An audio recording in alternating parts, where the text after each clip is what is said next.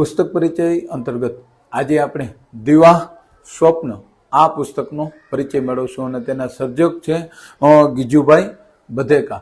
ગીજુભાઈ બધેકાને એક આ રીતે પણ પરિચય આપી શકાય કે બાળકોની મૂછાળી માં એટલે ગીજુભાઈ બધેકા.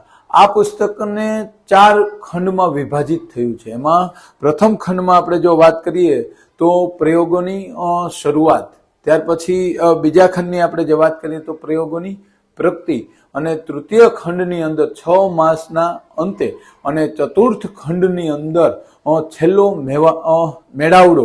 આ રીતે આ પુસ્તક વિભાજિત થયું છે. અને મારિયા મોન્ટેસરીના જે પ્રયોગો છે, શાશ્વત જે સિદ્ધાંતો છે, અને ભારતમાં અને ખાસ કરીને ગુજરાતી બાળકોમાં સૌ પ્રથમ આલેખનાર બાળ સાહિત્યના બ્રહ્મા અને બાળકોની મૂછાળી માં એટલે ગીજુભાઈ બધેકાને ફાળે જાય છે. અને આવા પ્રયોગો અને આવા સિદ્ધાંતો અને અવનવી પ્રવૃત્તિઓ જાણવા, વિચારવા અને શિક્ષક અને વાલીઓ માટે આ પુસ્તક ખૂબ જ અનિવાર્ય પુસ્તક છે.